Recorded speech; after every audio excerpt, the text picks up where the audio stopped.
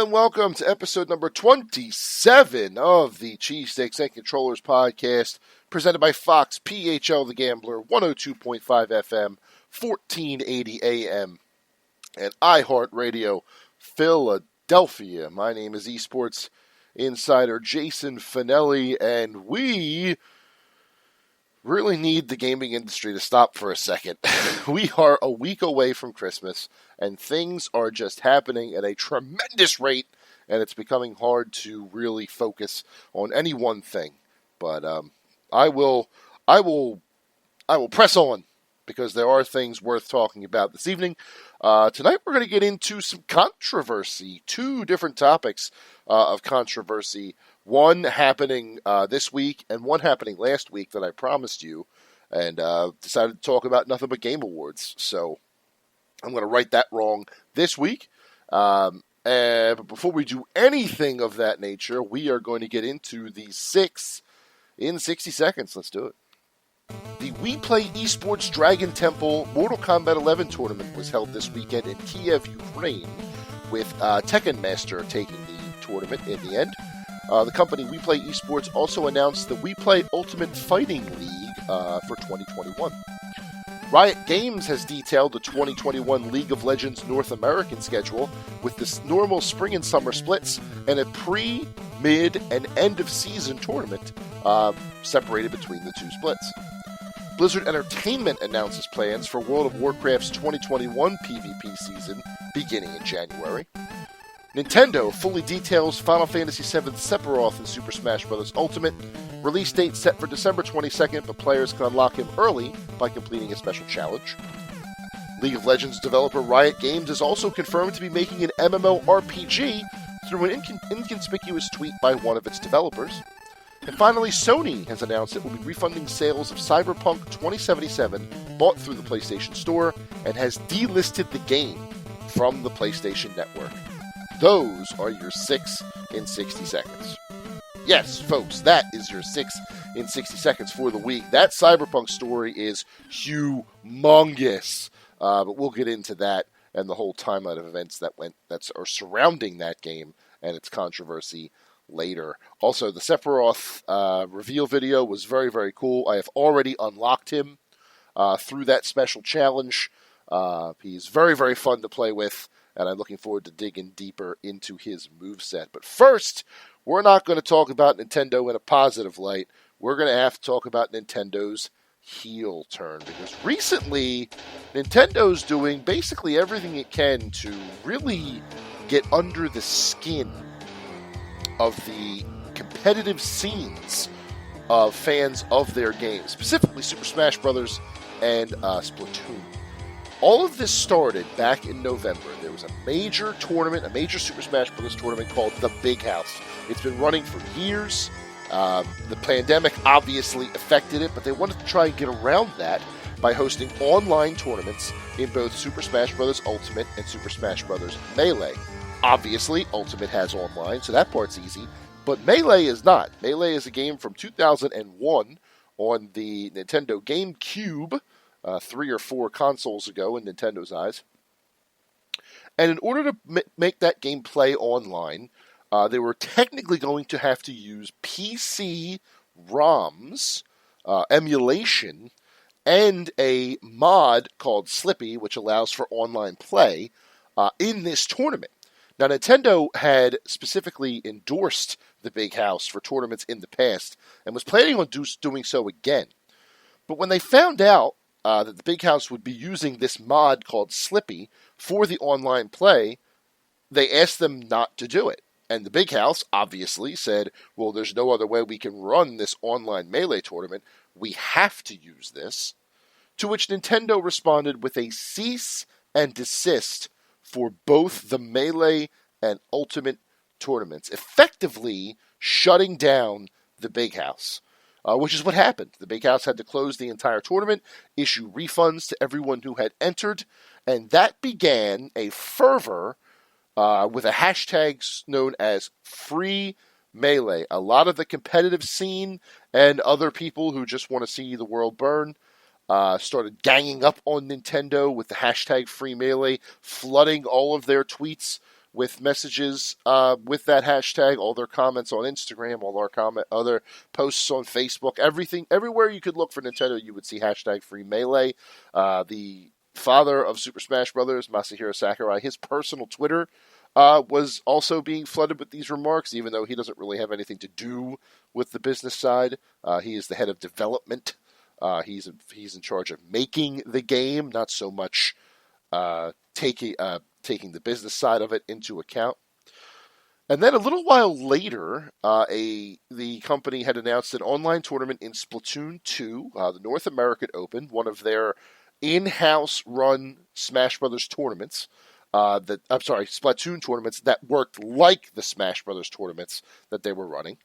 And they were going to live stream the entire thing. However, when the tournament began and the live stream was going, a lot of the team names of the Splatoon 2 teams in the tournament were either hashtag Free Melee, included hashtag Free Melee, or changed later on to call themselves some sort of hashtag Free Melee.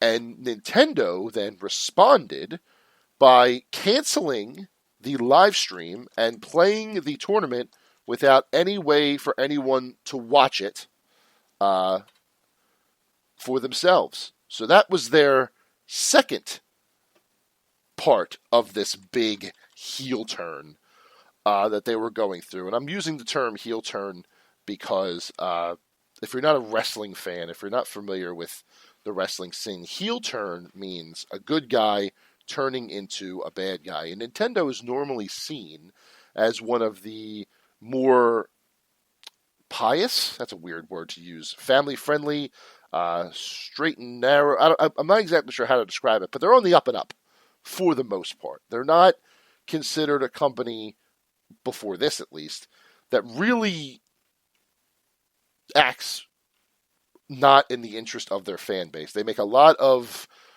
interesting decisions regarding like being behind in the times, but that can be you can make excuses for that and is trying to be as family friendly as possible so that they're not just catering to the people who play games all the time like I do. They're also catering to folks who may not be as familiar so that they can figure their way around their systems as well. And that makes sense.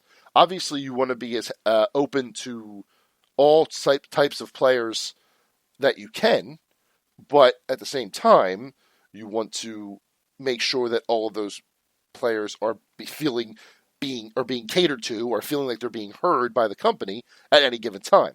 And the competitive scene for Melee and Splatoon in this case, this was a big 1-2 punch in the way of you don't support the competitive scene. Now, Nintendo is not, for everything that they do right, they are no stranger to controversy when it comes to competitive games. Back in 2013, when Melee was supposed to be one of the top games at EVO, Nintendo basically told them that they couldn't live stream any matches, and that became a whole kerfluffle that they had to reverse their stance on, and it was just a big shoot themselves in the foot moment that didn't need to happen, but it did, and they really came out looking like idiots for it, to be completely honest. They look like idiots. So that was the first two big 1-2 punches for the community from Nintendo, the Big House and the Splatoon 2 North American stream. Then came something really, this one's tough. So there was a YouTuber by the name of Etika, Etika, huge Nintendo fan, always live streamed his reactions to Smash Brothers reveals or Nintendo Directs and stuff like that. Was part of a group known as the Joy-Con Boys, big Switch fans who always played Switch on stream and had like a little streaming group. And he unfortunately had some demons in his life, some mental issues that unfortunately got the better of him, and he is no longer with us as of 2019. I don't remember the exact month. I want to say May or June when it happened, but unfortunately, it's a tough one. It's a tough one. If you look into that, Etika, he was great. I used to love his videos, and now things have been announced since then, and I still can't help but think, man, he would have really liked that. But unfortunately, like I said, he's no longer with us. But the reason I'm bringing this up is because the Joy-Con boys, or at least someone from that group, or someone familiar with that group, was making custom Joy-Cons for your Nintendo Switch with the Joy-Con boys color scheme and logo and stuff like that, and selling them and donating all of the proceeds to mental health charities. Definitely something worth doing, something that should be honored, that should be applauded, and Nintendo sent them a cease and desist. I haven't really gotten to the meat and bones as to why that happened, what the reasoning was for putting the kibosh on the Edicons. I don't know if they thought it was a unapproved mod or what was happening. I didn't think they were doing any modifications inside the Joy-Cons themselves. They were just painting them different colors or what have you. But the cease and desist was laid down, and the company, the people that were making them had to stop making them.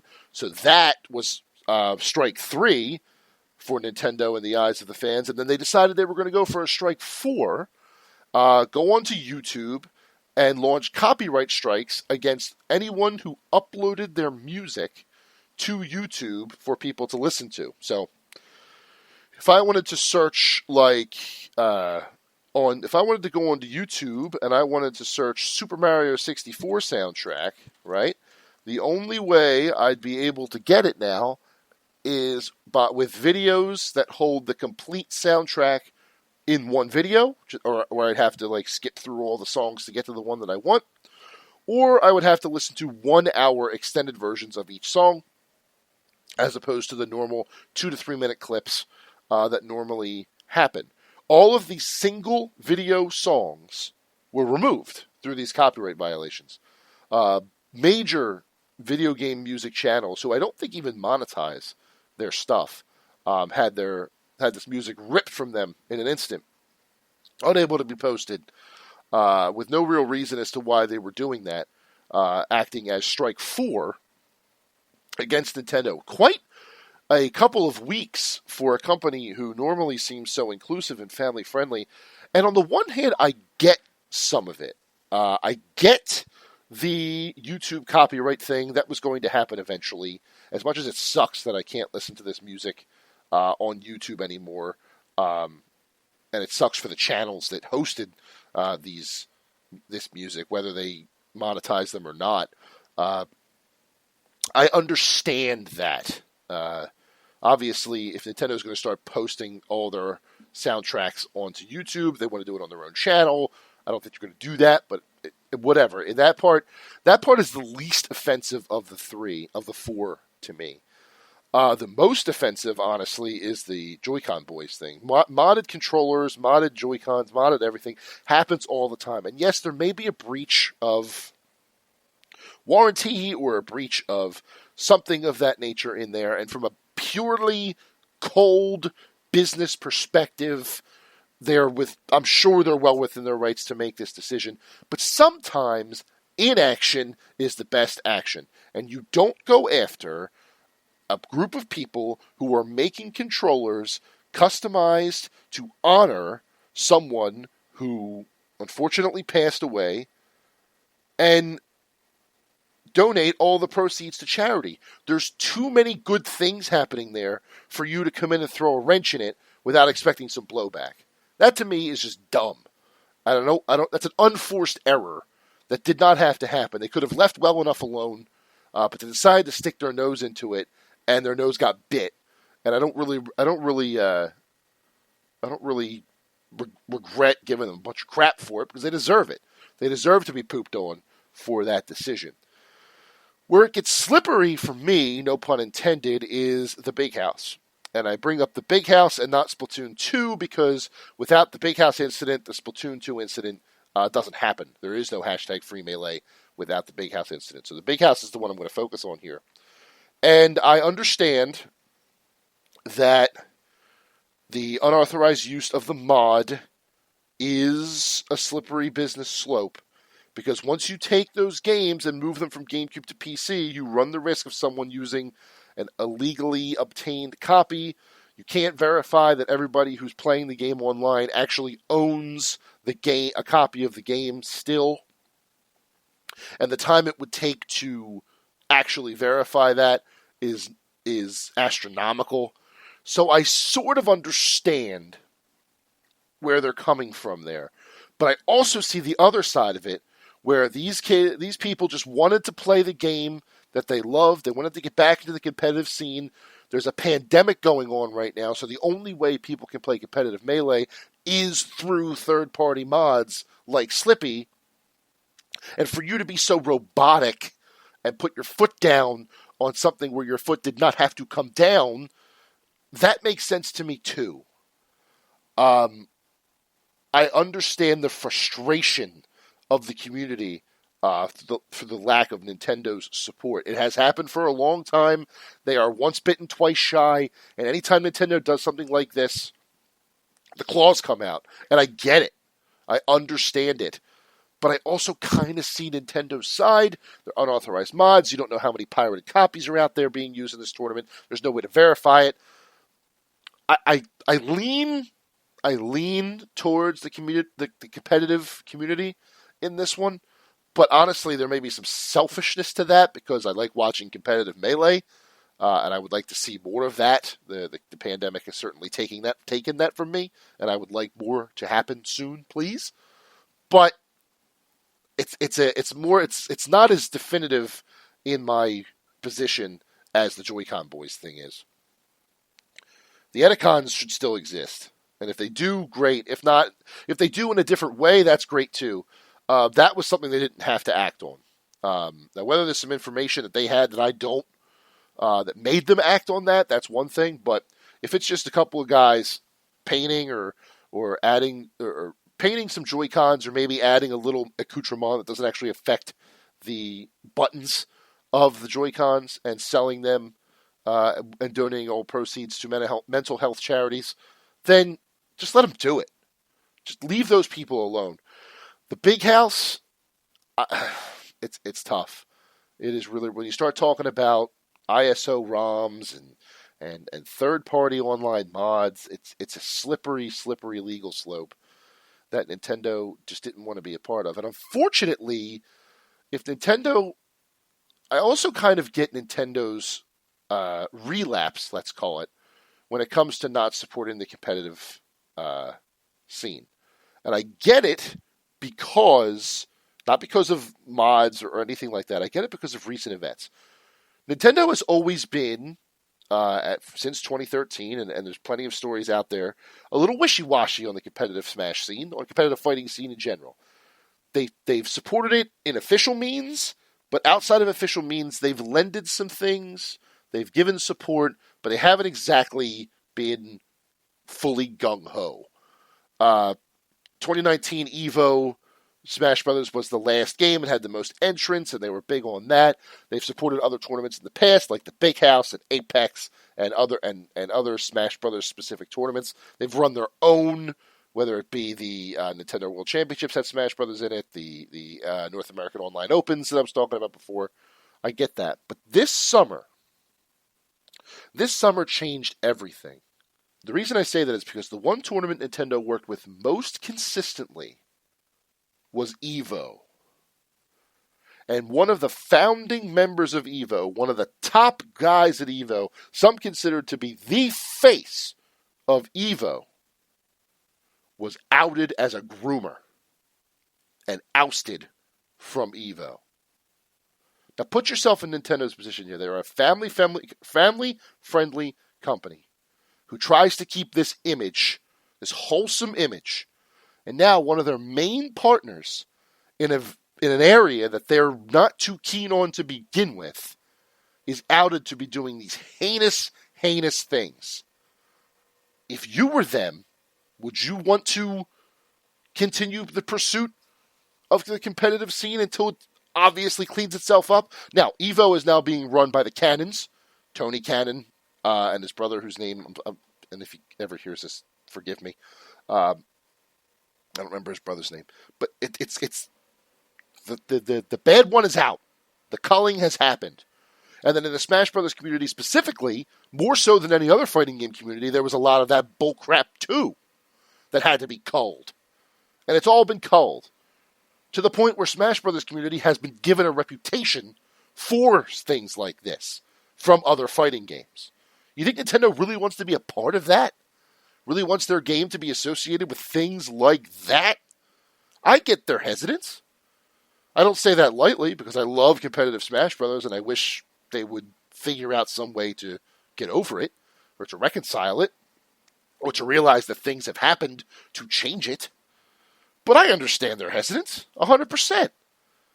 These are awful things that their game is now indirectly associated with because of the players that play it.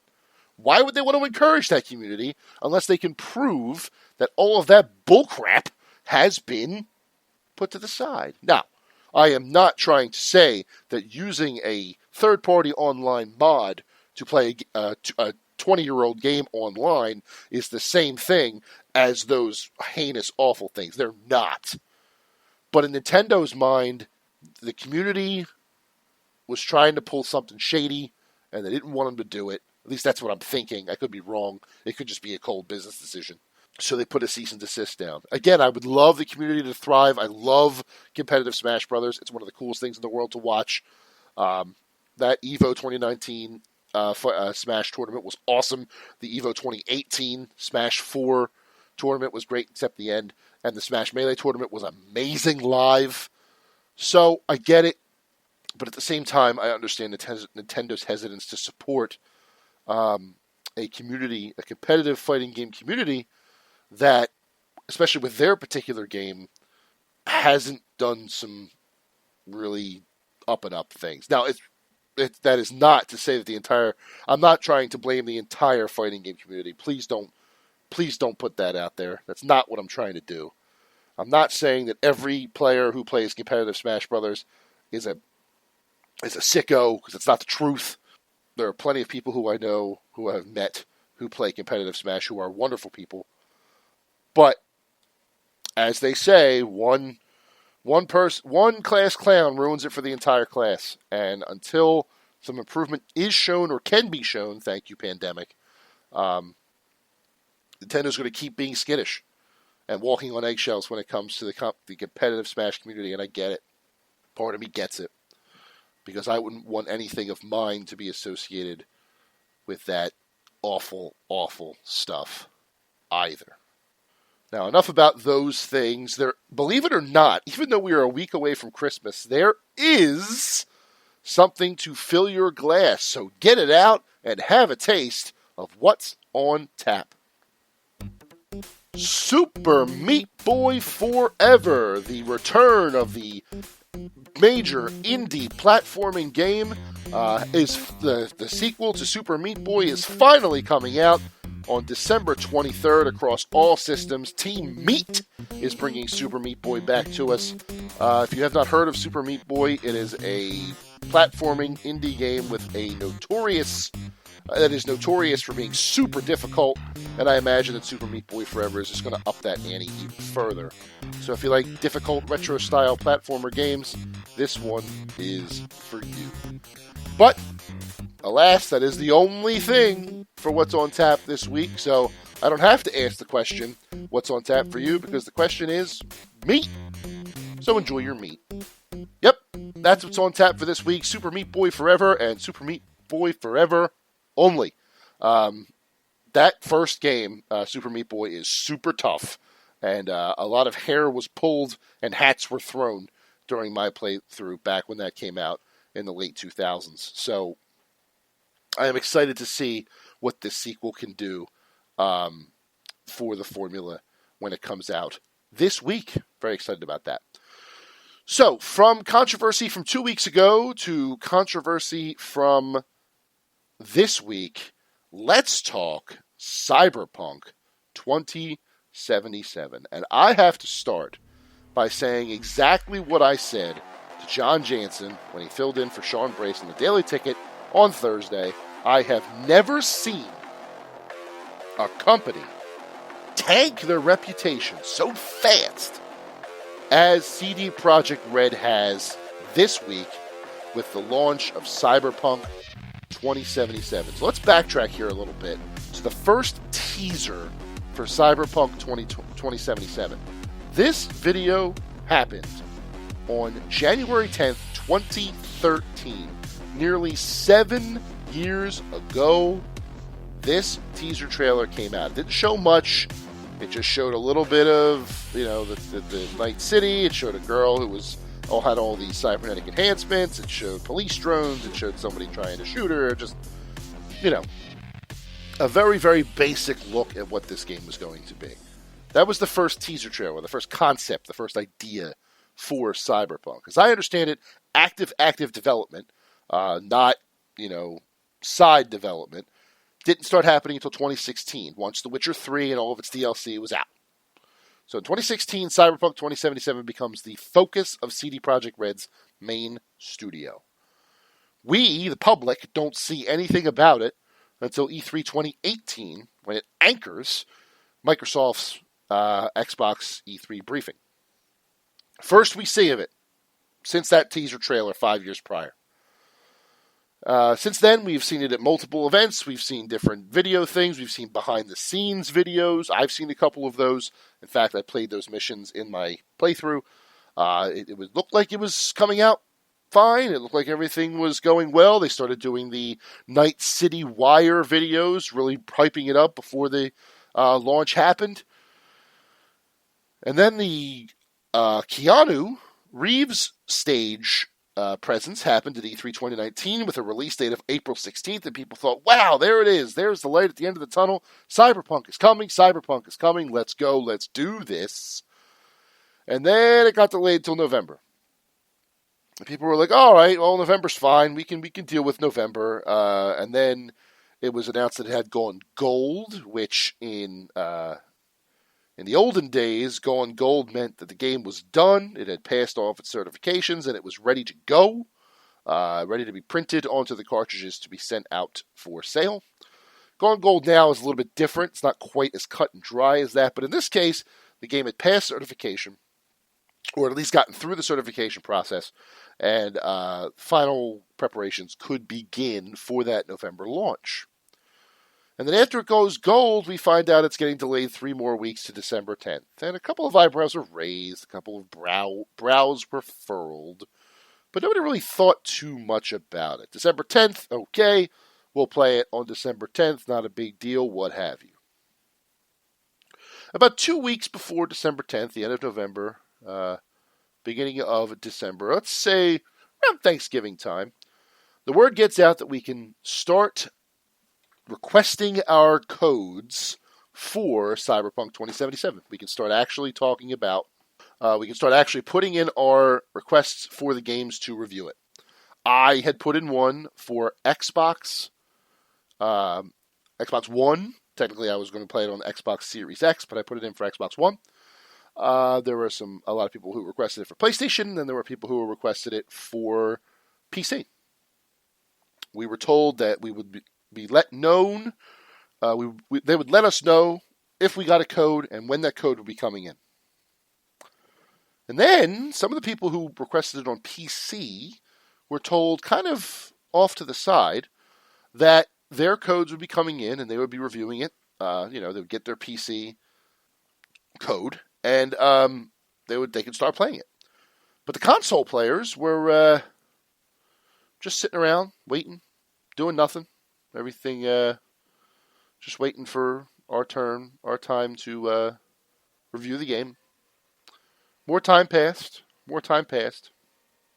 Tuesday before launch, December 8th, the review embargo for the PC lifted, and IGN gave it a 9, and GameSpot gave it a 9, or an 8, I think they gave it.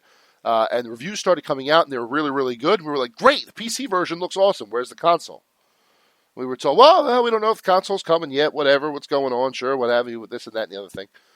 And then December 10th is here, and I finally get my code for Xbox. And I'm thinking, well, that's strange. I wonder why that's happening. Now, again, because I'm playing it on the brand new console, Xbox Series X, I don't really have many issues in the first couple hours that I play it. I had one hiccup where the game froze for about 5 to 10 seconds. I just kind of looked at the same screen. But I knew that it wasn't locked because the music kept playing. On the Xbox, when a game freezes, and it freezes, like it's going to crash back to the main menu, the music stops as well. Here, no, the music kept playing, and eventually it restarted. So I didn't really think anything of it. But then I started seeing reports of people playing it on console, Xbox and PlayStation, where other characters are moving back and forth the same 20 feet. There are 6 or 7 people who look exactly the same in the same scene, which is really, really weird. At one point, as I was explaining to John Jansen, a fella was playing the game, decided to punch an NPC to see what would happen. That NPC ducked, people started running away, and then the character turned around in a circle, and by the time he had turned around in a circle, all the NPCs who had just started running just disappeared. They were gone. And he was on an empty street. He walked up to one of the bars, and the bouncer basically wasn't already there at the door, basically just came into existence slowly but surely, as if they were like coming through some sort of materialization chamber, what have you. They just kind of like all melded together like this amorphous blob, and then all of a sudden there was a person there with a face. Weird stuff. And it seems that the game really was not performing up to what it should have been on base PlayStation 4s, so not the PlayStation 4 Pro, Xbox One S's, and the original Xbox One, if people still had the launch Xbox One from 2013. And people were in an uproar. They were like, how could this game be getting reviewed so well when it plays like such crap on the consoles? And the outlets were like, well, we played the PC versions. We didn't have the console version yet. The console version just got here. And then we realized what happened. I'm going to read to you some tweets by a man named Jeff Grubb. If you're not reading Jeff Grubb over at GamesBeat/VentureBeat, you're missing one of the best writers in the industry today. Honestly, up there in the pantheon of people that you should be reading all the time if you're a big gamer. And he had a 3-tweet thread that said the following. It said, I feel duped by CD Projekt Red, the developer on Cyberpunk. I get that reviews and coverage are inextricably part of, quote, the machine, but it's rare that a company so boldly takes advantage of it to deceive and mislead. In half a decade's time, when we're talking about The Witcher 4, I plan to remember this. CD Projekt Red structured the embargo. For those who don't know, an embargo is a date in which we can't talk about anything until that comes. So a lot of times you'll see, if a game comes out on a Tuesday, the Monday before at like 6 a.m. Pacific time, our reviews can go up. So we can preload them in the system. And that way, once the time comes, boom, our review is up. That sort of thing. So CDPR structured the embargo with an obvious purpose. Get the highest possible Metacritic average score without divulging the true state of the game on the most popular platforms. In effect, it used games media to support its deception. And I wish I would have been more skeptical, but let's be clear. Other companies don't usually do this, at least not to this level. And I was expecting the usual level of trying to maximize the review scores. So, CDPR got the benefit of the doubt. But that should never happen again. And I agree 100%. It should never happen again. Because it was a very underhanded, backwards sort of move that people unfortunately did not become wise to until it was too late. And honestly, it really just got weirder from there. So leading up to the launch, let's go back a little bit. If we look at the actions of CD Projekt Red, again detailed by Jeff Grubb in a fantastic article over on GamesBeat, I highly recommend that you read. He listed some things that CDPR did up until the launch of the game. The company never showed Cyberpunk running on PlayStation 4 or Xbox One prior to release. It was always PCs and high-end PCs at that. Through its external PR, it suggested the console codes were ready to go prior to release, which is what I was privy to. It said explicitly that games run surprisingly well on those systems. It then quietly only let reviewers experience the game on PC. But even on PC, it wouldn't let critics post footage of bugs and crashes until 2 days after the game's initial reviews came out, so not until launch day. And then during this process, CD Projekt Red never communicated to the audience or to the media that PS4 or Xbox One versions would run significantly worse. They never made it public that these games might have some issues. After so many delays, they did not think to delay it again to get these issues fixed. Anyone who saw footage of the game prior to the launch in those 2 days between the reviews and the launch of the game were seeing PC footage only and the 90 plus Metacritic average rating that CDPR was definitely going for. Here's the thing. Now Sony and Microsoft are involved because CD Projekt Red put out a statement that basically said, go to the companies, Sony and Microsoft, for refunds. Go to their Xbox Live, go to their PlayStation Network, and go and try and get your refunds. The problem is, PlayStation doesn't have a refund policy for digital PlayStation Network sales. Their policy is, as soon as you download the game, you can't get a refund. That's it, and that's all. You're done. Zilch. Which a lot of people were burned by. So now they buy the game on PlayStation 4, they download it, can't play it, now they can't get a refund for it through PlayStation. Microsoft, a little bit more lenient, but still pretty strict. People were getting burned over there too. So now, the company who is responsible for this mess has thrown the gamers, has thrown the media, has thrown Sony, and has thrown Microsoft right under the bus. The gamers, by not telling them that the console versions were inferior, which was 42% of their 8 million pre-orders, by the way. The media, by manipulating them into giving high scores to the best performing version. And Sony and Microsoft, by saying that they would refund the game without discussing it with them first. And people were wondering how this was going to play out. They were wondering what the next move would be. Would they finally patch it? Was there a patch coming? So on and so forth.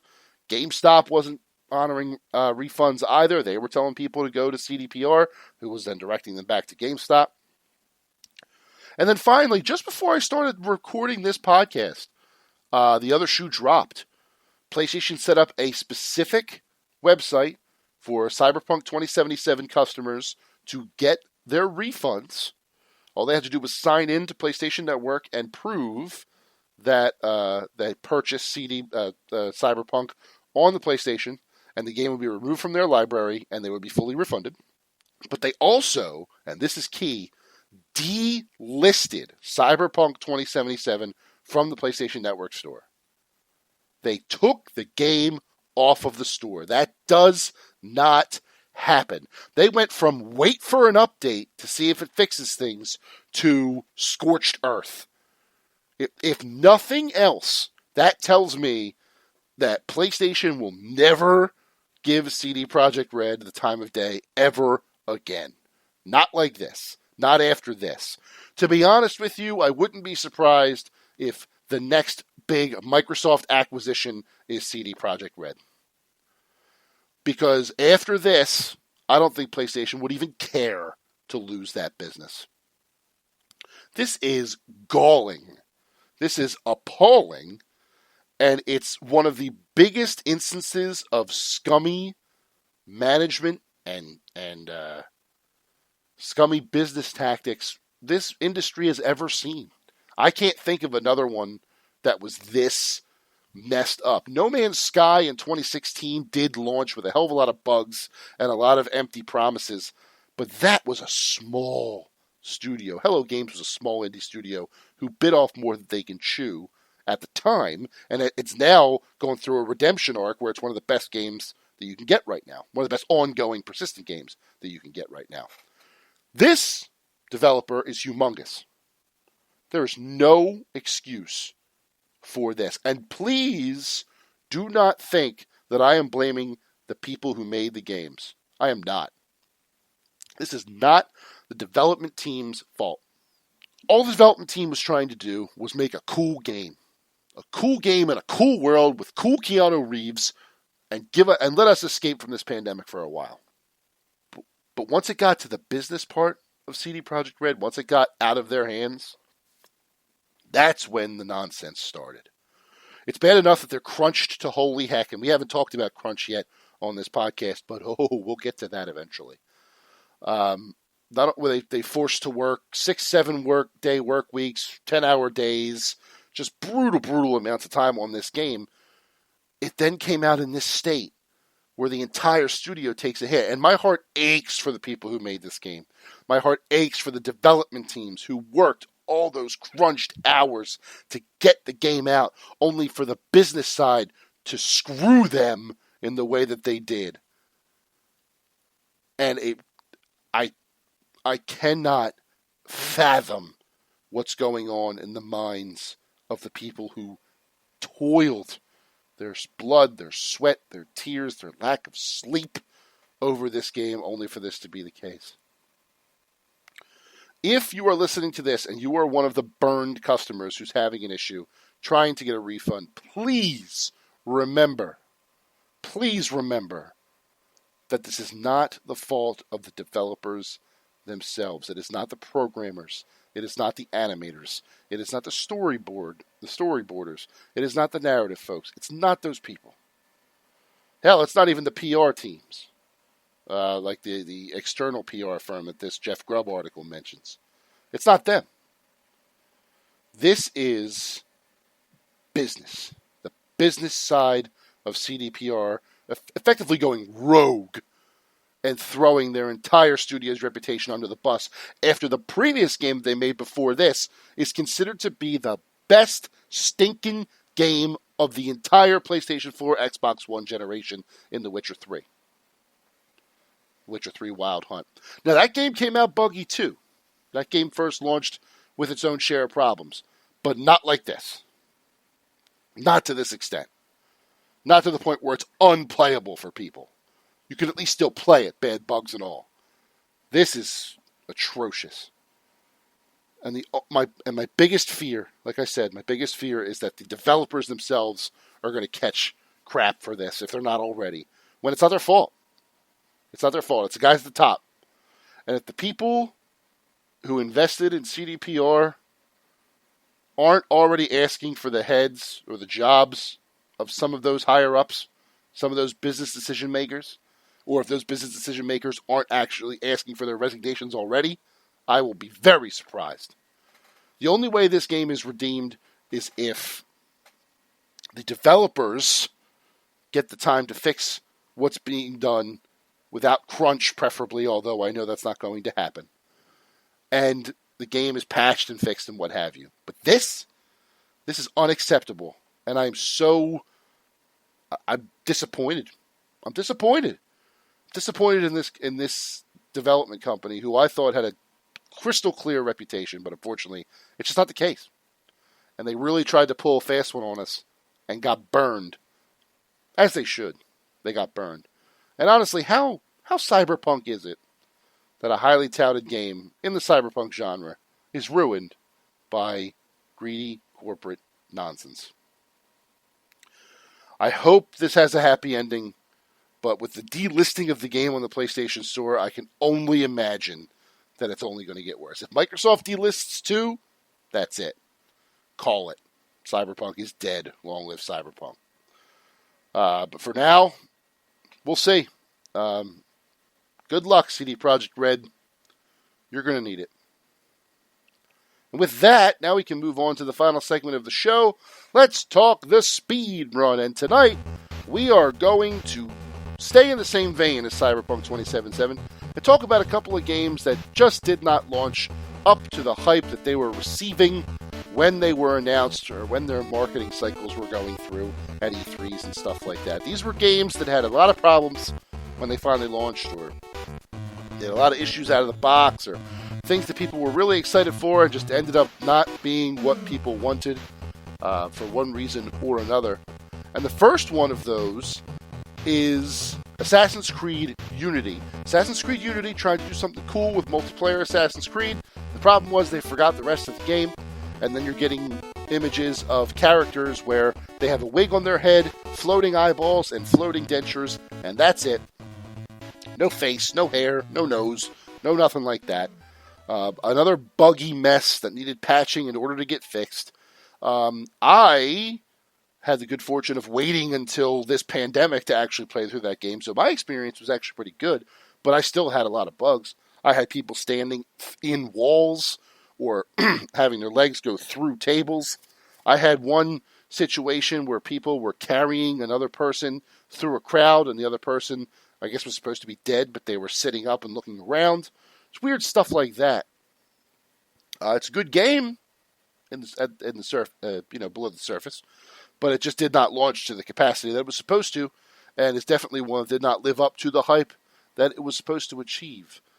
This next one is an interesting one because comparing where it launched to where it is now is night and day, and that's Destiny 1.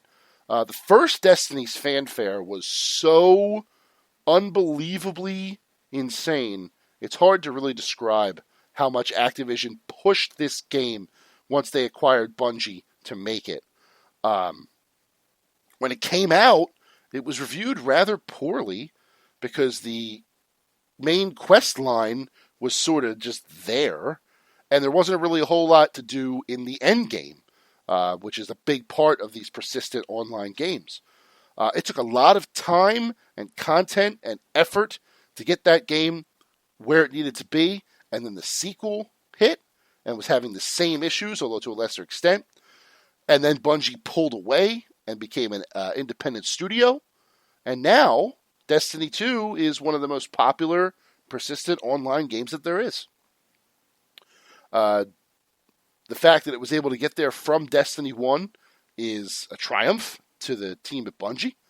And honestly, I don't want to jinx it for them anymore because Destiny 2 just keeps on rolling. Now that it's on Xbox Game Pass, anybody can play it and all the DLC as long as they're on the Game Pass subscription. So now it's a great game to get into, but at the time when it first launched, it was not up there. It took a lot of time and effort to get it where it needed to be. The next one is, and this one's pretty disappointing for me because I was really looking forward to this game. I really wanted this game to be very, very good. And it ended up, because the story intrigued me, and it ended up being not so much. And that's Homefront. Now, if you don't remember Homefront was an alternate reality where North Korea had taken over America, and that we were living in this, police state dystopian nightmare, and you had to play as someone in the resistance to get away from them. Awesome story, awesome concept. But nothing else about that game made it stand out from other shooters. It was as generic gets. It really didn't do anything to wow anyone. It really wasn't, knocking down the doors with its epic story. It was just kind of there. And the sequel, Homefront: The Revolution, set in Philadelphia, mind you, so I should be very excited about it, was not much better. If anything, it was worse. So that entire franchise hasn't really lived up to the hype that it was generating when those two games were coming out. It's a shame, too. Like I said, it's a really interesting concept that I would like to explore further. Red Dawn sort of thing. But, nope. Homefront 2, not very good. Not very good at all. The next one was an old Xbox 360 game that not many people played or remember. I have one friend who's a huge fan, and we talk about this game often. But he's about it, as far as I'm concerned. That's Too Human, a action game where it was like we wanted to be like God of War and then have like a loot system and all this other stuff, and none of it. It just fell flat. It was unimaginative. It was boring. It just was not the game that they wanted it to be. Too Human was not, and it was a really, really disappointing game to say the least, and really not a whole lot to talk about. So I'm going to move on to the biggest game that didn't live up to its hype, in my opinion. One that was touted for over a decade as coming out, finally came out and was just an absolute nightmare from start to finish. And that is Duke Nukem Forever. And it pains me to say that the old Duke Nukem didn't have a very good game. I used to love his games back in his heyday. But my goodness, is Duke Nukem Forever just a total piece of poop. It's clippy and buggy. You can tell the technology is over a decade old. The jokes didn't land in 2011, 2012 like they were supposed to land back in 2000 when the game came out. Some of the areas in that game were just really, really weird. The shooting is generic and bland. There's a couple of funny jokes alluding to other shooter games or other games that were out at the time, but it just does not live up to any sort of hype that it's supposed to live up to. It does not. It has not aged well, and it really didn't age well then when it first came out. It came out, just got brutalized in the reviews, and deserved every bit of that. Just a terrible, terrible game. It really should have stayed in the shadows. Never should have come out, because if it was in the shadows, we would never know what was wrong with it. But now that it's come out, we will know what's wrong with it forever. And that's that. So, we have reached the end of episode 27 of Cheesesteaks and Controllers. I hope you enjoyed our little rants about the seedy underbelly of the gaming industry this week. A couple of big-time stories happening across the industry that really do not shed a good light on certain aspects of this gaming world. And hopefully the companies involved can turn their visions around in the future and get things fixed for those who deserve to have them fixed in the meantime. But this has been the Cheesesteaks and Controllers podcast, presented by Fox PHL The Gambler, 102.5 FM, 102.5 FM, 1480 AM, iHeartRadio, and Philadelphia. My name is Jason Fanelli. I am the Esports Insider, Esports and Gaming Insider for Fox PHL The Gambler. You can find my work at primagames.com, ven.tv/gaming. Got a couple of articles that have gone up on both of those. A couple things that will pop up over the holiday season as well that you can take a look at your leisure. Definitely check out both of those websites, ven.tv/gaming. The team is amazing, and we do great, great work. Everybody there does great work. And Prima Games, love writing for them. MMORPG, love writing for them. So you'll find me. If you're looking for my content, you can definitely find me. It's not too hard to do that. So I will sign off for the week. I will be back. I'm going to tape an episode on Tuesday night to go up on Wednesday or Thursday to go up on Christmas Eve. That will be my Game of the Year show. We'll be giving out my favorite games of the year. I'll be listing them from, I'm not exactly sure how many I'm going to list, if it's 10-1 or 15-1 or 25-1. We'll be giving out some end-of-year awards. I have a whole name planned for the awards. Very excited about that. So look forward to that next week from the final Cheesesteaks and Controllers episode of 2020, because I think I'm going to take the week between Christmas and New Year's off. Why not? So, thank you again for listening, especially if you've gotten to the end here and you've listened to my voice for this long. I do very much appreciate your support. Thank you so much, and I'm looking forward to the next time I speak to you. Until next time, goodbye.